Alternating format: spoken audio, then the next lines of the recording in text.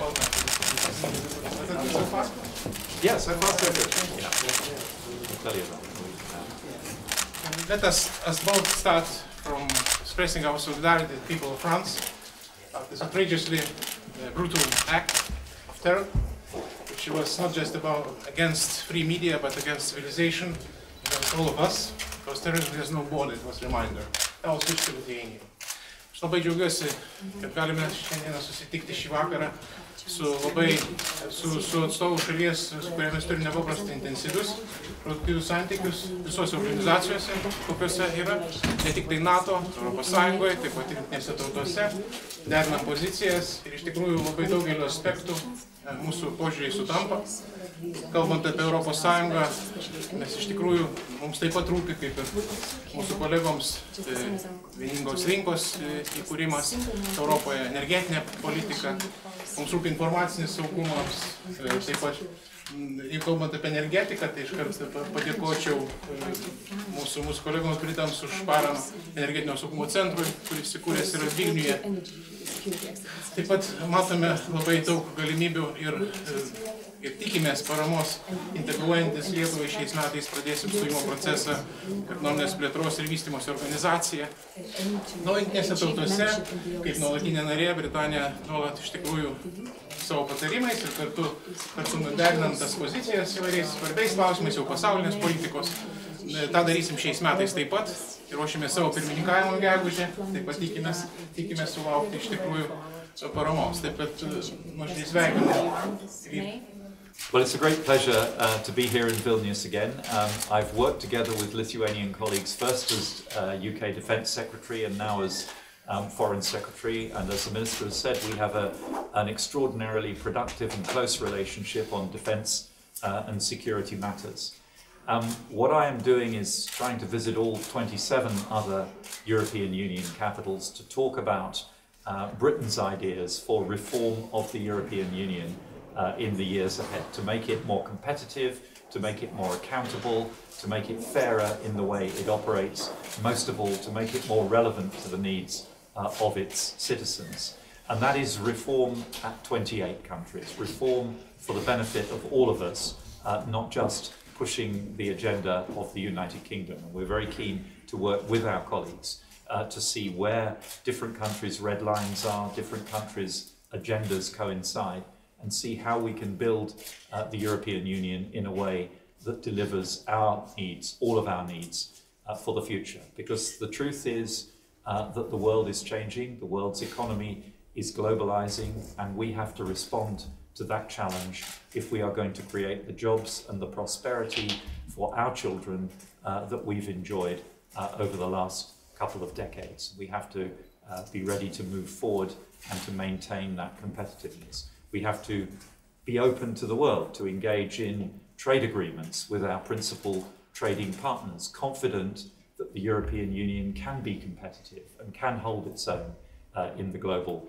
marketplace. And of course we will support Lithuania's bids for membership of international organizations. We work very closely together, we are like-minded on many issues, and we're very happy to support you. So I look forward to some productive discussions over the course of this afternoon and this evening, and working closely together in the European Councils, in NATO, and in other organizations in the future. Thank you. Mr. Secretary, you talk about reforming EU, and part of your reforms is probably to curbing some immigration within the European Union. Could you please tell what are the plans for British government to limit immigration from countries like Lithuania? Would you insist on EU treaties change on that? And Mr. Minister, where are Lithuania's red lines on this? Well, first of all, we respect the principle of free movement within the European Union, but we also have to deal with some of the destabilizing, very rapid short-term movements that we have seen in the UK and the consequences of those. Part of the problem is the way our benefit system, our access to social benefits, social housing, free healthcare works in the UK, and we have to look at those things both domestically and in the context of the European Union. Recent judgments in the European courts give us some ideas about how we might reform the way the system operates. within the existing treaties, and that's what we want to explore first of all, but we cannot rule out the possibility that treaty change in the future may be needed. But first of all, let's look at what we can do within the existing treaties to smooth flows, because it's not in anybody's interest that there are very large and destabilizing flows, either of labor or of capital, across the European Union. We want these flows to be smoother and more predictable in their nature. Gal aš tada lietuviškai. Mes puikiai suprantame mūsų kolegų susirūpinimą, ypač kuomet piknaudžiaujama lengvatomis, pašalpomis, ir tai yra tikrai suprantama. Kartu mes irgi net neabejojame, kad mūsų kolegos tikrai netaikys kažkokios diskriminacijos, aš įsivaizduoju, nes imigrantai, jie taip pat kuria bendro vidaus produktą, taip pat prisideda prie Britanijos ekonomikos. Ir tai puikiai žino mūsų kolegų. Aš manau, kad diskusijų būdu galima bus išspręsti tuos klausimus, jau labiau, kad aš minėjau dėl vieningos rinkos įkūrimo, kaip vieno iš tokio prioritetų, kuris labai artimas ir svarbus Britanijai, labai svarbus ir Lietuvai, o viso to sudėtinė dalis laisvas asmenų judėjimas yra, noriu priminti. Taip, kad čia yra daug labai sąsajų, labai tokių taškų, kurie tikrai mus vienyje, ir aš kaip ir dera sąjungininkams, partneriams, problemos turi būti sprendžiamos diskutuojant ir gerbent vieni kitų interesus. Mr. Hammond, how do you see the events in France changing the security situation in Europe and in UK in particular? Well, the events that have taken place in France over the last 24 hours, and we all express our solidarity with the French people and our determination to stand together in the face of terrorist threat and terrorist attack.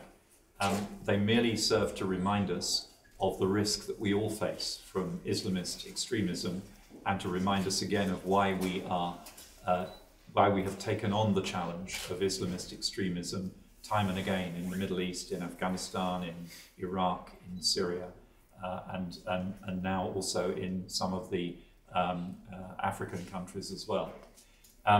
We in the UK have been on alert for terrorist attacks for a number of years.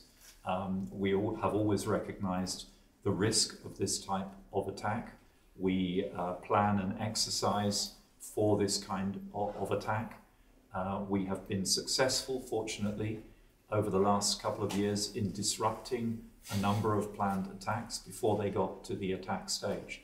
But we are not complacent. We are very conscious of the fact that we must remain constantly vigilant if we are going to ensure that these attacks are always disrupted and are never able to succeed. The terrorists only have to get lucky once. We have to get lucky every time to keep our people safe. And we will work together with colleagues across Europe to keep the continent as safe as we possibly can in the face of these threats.